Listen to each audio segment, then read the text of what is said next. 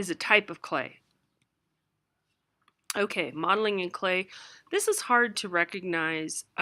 This easily could be subtractive and stone, but it is not. It is a clay hollow figure that is modeled.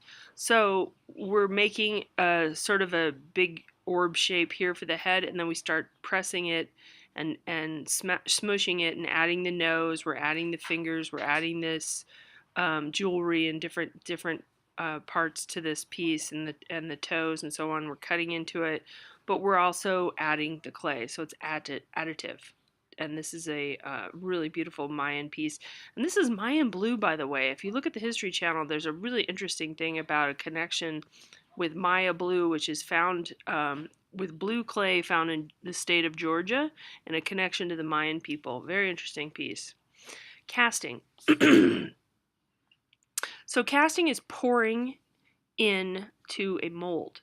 Casting is pouring in metal, generally speaking. It can be a lot of different materials. It can also be plaster. It can be a lot of things. But bronze is the main common casting material that you're going to see. And again, we went back to Louis Bourgeois' piece, and we also have another one, the Bodhisattva here. This is a casting in bronze. This is very durable stuff.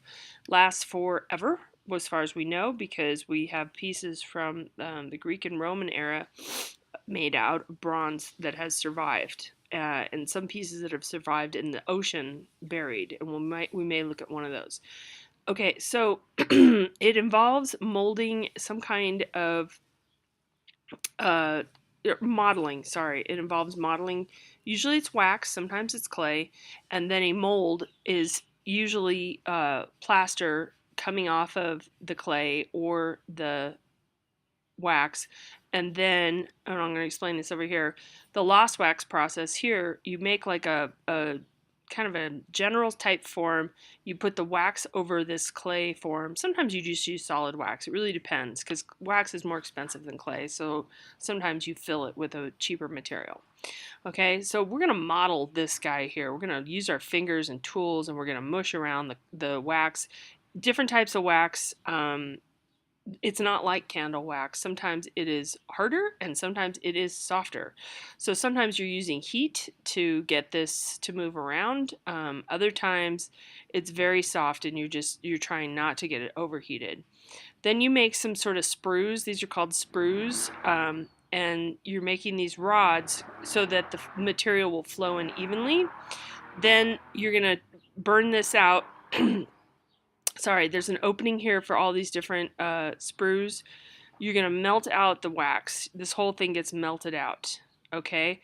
The clay core stays so that it makes it hollow. Does that make sense? Because where these lines are, that is where the bronze is going to be, and only where the bronze is going to be. All right, so you pour the bronze in. It's molten. I think it's 1800 degrees. And then it cools. Then you break out this plaster. It's a mixture of sand and plaster and some other things. But you break that out, and you see how these are still bronze right here? This is all part of this sculpture. This is hollow, and you have to break out this inside piece too. You have to break that out as well. Not always done this way. Smaller pieces are solid, so you don't have to deal with this sort of interior stuff. But you're going to break all this away, which is the plaster, and then you're going to cut these off, usually with power tools. In the old days, it was all done with hammer and chisel. Think about all that hard work that you'd have to do. And if there's any rough edges here or something's funky, you have to work on that as well. So channels and pins are cut away, and you have the core, the head right here. All right. So here's our casting / bronze. So this is an indirect process.